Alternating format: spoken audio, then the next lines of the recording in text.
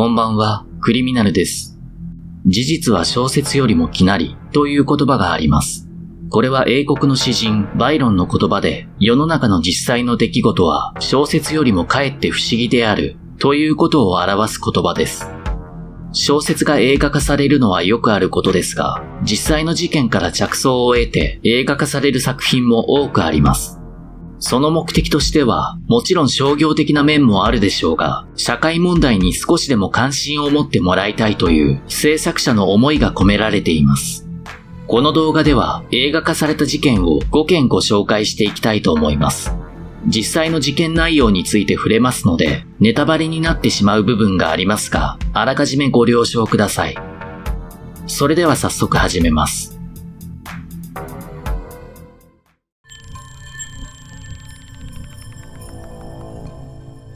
永遠に僕のもの。2018年に公開されたアルゼンチンの映画。17歳の少年、ロブレド・ブッチを演じたのはロレンソ・フェロ。彼は南米のディカプリオと評される俳優だ。実際の犯人もルックスが良く、メディアは彼のことを死の天使と称した。ただ、ブッチがやったことはえげつない。ブッチはブエノスアイレスに生まれ、11歳の頃から窃盗や強盗などの犯罪を重ね、遊ぶ金を調達していた。ブエノスアイレスといえば、日常的に凶悪犯罪が発生する、とても治安の悪い地域である。やがてブッチは、ホルヘ・イバニエスという青年に出会い、コンビで凶悪犯罪に手を染めるようになる。彼らの犯罪は窃盗や強盗にとどまらず、1971年から72年にかけ、11人の命を奪った。犯行内容も残忍で、乱暴した女性をわざと車から逃がし、逃げる女性の背中に7発の銃弾を撃ち込んだこともある。そして、1971年8月5日、ブッチが運転する車が対向車に激突。この事故で同乗していたイバニエスが命を落としてしまうが、ブッチは無事だった。映画ではブッチがイバニエスに恋心を抱き、彼を永遠に僕のものにするためにわざとハンドルを切ったような描写がされているが、ブッチ本人はそれを否定している。投獄されたブッチは仮釈放や自らの処刑を望んだが、すべて却下され、現在も彼は刑務所に収監されている。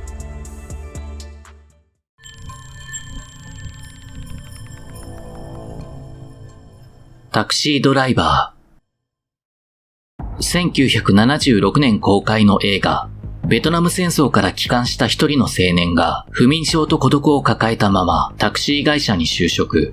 世界の不条さに苛立ちを感じながらニューヨークの夜の街をタクシーで流していた。そんな中、大統領候補の選挙事務所に勤める女性と親しくなる彼だったが、デートで彼女をポルノ映画に連れて行ったことで破局してしまう。その後、自分の人生がうまくいかないのは社会のせいだと感じ、政治家を銃撃する計画を立てた。実際の犯人の名はアーサー・ブレーマー。当初彼はニクソン大統領を狙っていたが、セキュリティが厳しかったため、民主党大統領指名選に立候補していたジョージ・ウォレスを標的とした。この作品はアメリカンニューシネマというジャンルに分類され、カンヌ国際映画祭の最高賞であるパルムドールを受賞しています。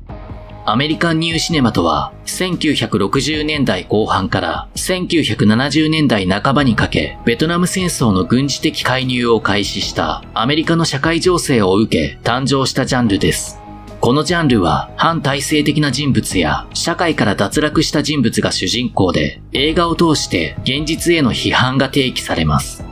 ただこのジャンルは1970年代後半から徐々に下火になっていきます。それはロッキーやスターウォーズが大ヒットしたからです。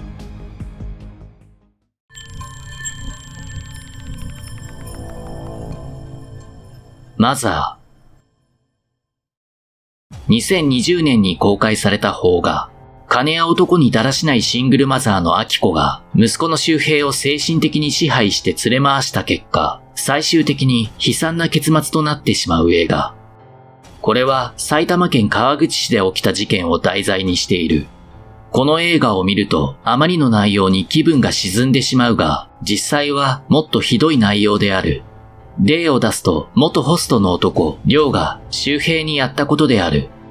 映画では、明子と亮はゲームセンターで知り合ったことになっているが、実際には水商売の職に就く人間が利用するネット掲示板で知り合っている。そして、亮と明子、周平の3人で埼玉市のモーテルで生活しているとき、亮は周平に対し性的な行為を強要している。明子はそれを笑って見ていた。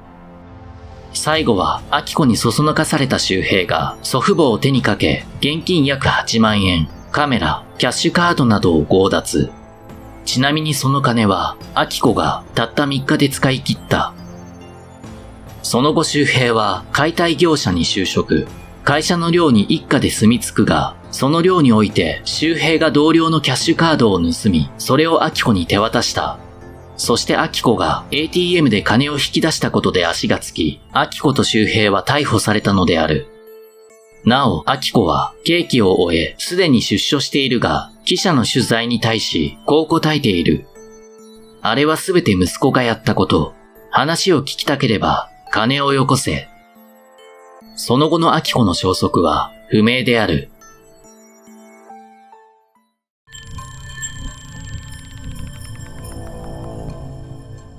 悪魔の住む家。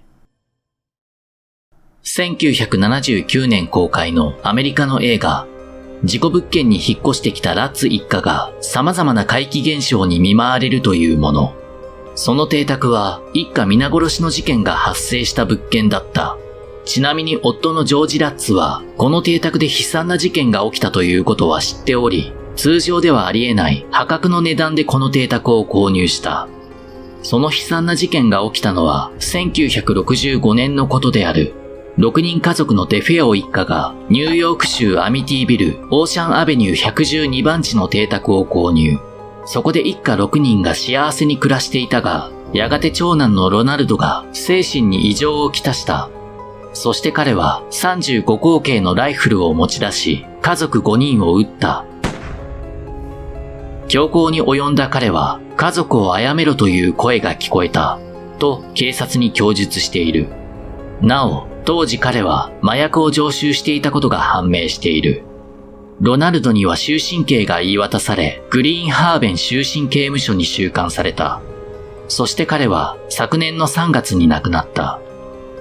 なお、インターネット上にはこの邸宅で撮影された有名な心霊写真が出回っている。それがこれである。これはデフェオ一家の三男、ジョンと見られているが、フェイクの可能性が高い。また、怪奇現象が起き、それが原因ですぐに引っ越したとされているが、それも作り話の可能性が高いとされている。実は、ジョージ・ラッツは、経済的な問題で邸宅を手放したのである。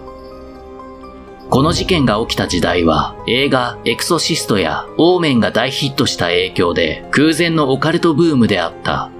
そこへロナルドの弁護士であったウィリアム・ウェーバーが邸宅で怪奇現象が起きたということにして本を出版しようと持ちかけたのである。目的は金、ロナルドの減刑、自身の売名目的だとされている。そして話を持ちかけられたラッツは当時経済的に苦しかったためその話に乗った。その結果本は飛ぶように売れ映画の話も転がり込んできたのである。こうしてラッツは大金を手にした。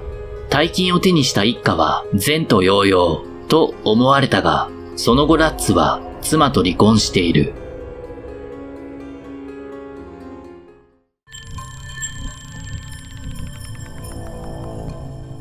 ストックホルムケース。2018年公開の映画。1973年8月、スウェーデン、ストックホルム中心部にあるクレジット銀行でサブマシンガンで武装した男が立てこもった。男の名はヤン・エリック・オルソン。映画ではイーサン・ホークが演じている。オルソンは銀行に入ると天井にマシンガンを乱射し、パーティーはこれからだと叫んだ。彼は根っからの悪党で、この犯行に及んだ時も別の窃盗事件の仮釈放中であった。彼は人質を取り、多額の金と銃、防弾チョッキ、逃走用の車を要求。さらに刑務所で知り合った仲間、クラーク・オロフソンの釈放を要求した。警察は釈放の要求をのみ、翌朝、オロフソンを銀行に移送した。こうして銀行に到着したオロフソンは、オルソンと共に銀行に立てこもった。この事件がストックホルム症候群の語源となったことで有名である。ストックホルム症候群とは、誘拐事件や監禁事件の被害者が犯人と長い時間を共にすることにより、犯人に対し過度の連帯感や好意的な感情を抱く現象のことである。この事件で人質に取られた女性行員、クリスティン・エンマークは、犯人のオルソンに協力する姿勢を見せ、擁護したのだ。ただ、映画では、エンマークがオルソンにキスをする描写があるが、その点に関しては創作である。また、エンマークは、実はオルソンではなく、オロフソンに好意を抱いていた。最後は、突入してきた警官隊に逮捕された、オルソンとオロフソン。オルソンは、懲役10年の刑を受け、刑務所に収監された。彼には女性ファンが大量におり、ファンの一人であるタイ人の女性と結婚。釈放された後はタイに移住し、スーパーマーケットの経営者となった。そしてタイに15年ほど滞在した後にスウェーデンのヘルシンボリに戻り、自動車修理店の経営者となった。オロフソンは1975年に出所したが、その後も強盗などの犯罪を繰り返し何度も投獄された。2018年に釈放された後は妻と6人の子供と共に現在ベルギーで暮らしている。今回は実際の事件を題材にした映画を5件ご紹介しました。ご希望があればシリーズ化してやっていきたいと思っておりますので、ぜひコメント欄で感想をお聞かせください。それでは今回の動画は以上です。ご視聴ありがとうございました。